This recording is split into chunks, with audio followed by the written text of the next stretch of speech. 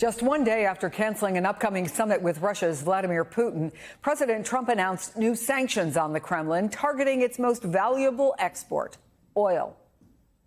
They'll certainly have an impact. They're massive sanctions. It's sanctions on oil.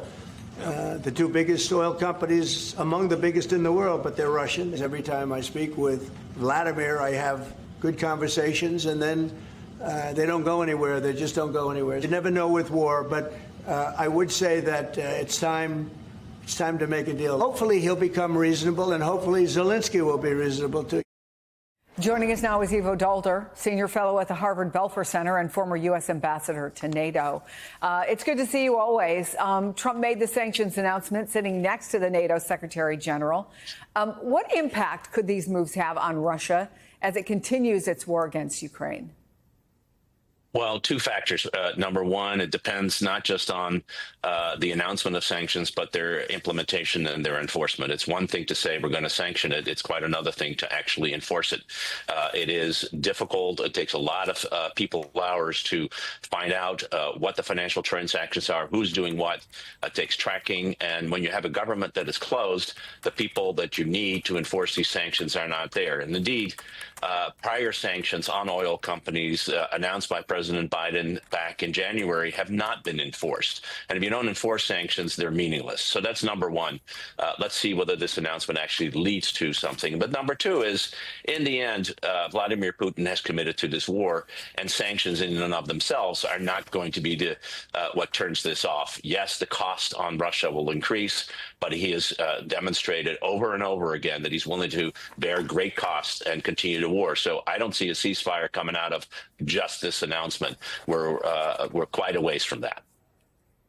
Well, Russia's former president, Dmitry Medvedev, said something that's really a step further. He called the sanctions an act of war.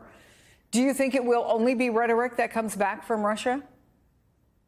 Yeah, for now, I think it's rhetoric and trying to figure out a way to go around these sanctions. They have been pretty clever so far. Yes, the oil revenue inside Russia has gone down. It was about $135 billion last year. Expected to be this year about $100 billion. But that's because the price of oil has fallen. And of course, what happens when you sanction large oil companies in Russia is the price of oil goes up. So you have to sell less in order to make more money. And it's that dynamic that makes it so complicated and so difficult. One of the reasons it's taken so long for us to have these kind of major oil sanctions is because we don't want a global economy go into crisis. We don't want to have large inflation prices. The key to sanctions is to make sure that the sanctioned party hurts more than the parties who are putting the sanctions on. That's why it's taken 19 packages by the EU to turn to screws. If we had done 3 years ago what we do now, the economic consequences would have been significant, and the political consequences of those sanctions here at home and everywhere else would have been significant. This is complicated, and the president is finding out in the last 9 months that ending a war like this doesn't take just a good conversation or even a meeting with Vladimir Putin. It takes a concerted effort, working with our allies, working with the Ukrainians, increasing pressure, military, economic, political, and that it just isn't enough to say this war needs to end and that it's a silly war. It's not a silly war as far as Vladimir Putin is concerned.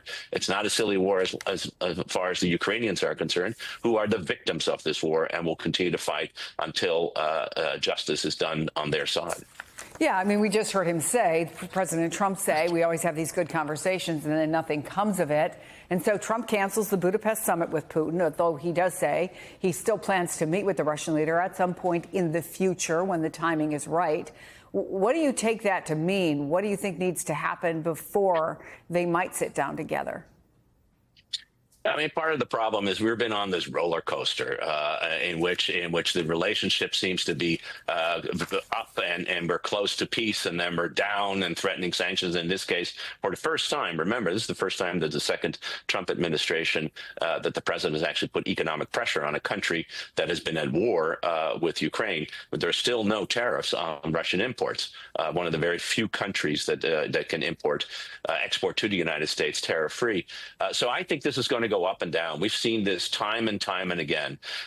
When the president says that he has these good conversations with Vladimir Putin, he seems to forget that Vladimir Putin is a trained KGB agent, ran the FSB, the KGB successor agency in Russia for many years, and has outplayed and outsmarted many people. When you have a good conversation, it's not because he likes you, it's because he's trying to get something from you. And let's remember what Vladimir Putin got was exactly what he sought, which was the president of the United States refusing to send long-range cruise missiles, the Tomahawk missiles, to Ukraine. That was the reason that Putin called. He wasn't to have a meeting in Budapest. That was something that the president wanted. So Putin achieved what he wanted to achieve, and I think we'll have another call in the not too distant future. And the president, who seems to have been bent on this idea that only he can solve this war, and that it only requires his persuasive power to do that, will find himself in yet another circle in this roller coaster that we've been on for the last 9 months without an end in sight of this war. Ivo Daalder, always good to see you. Thank you.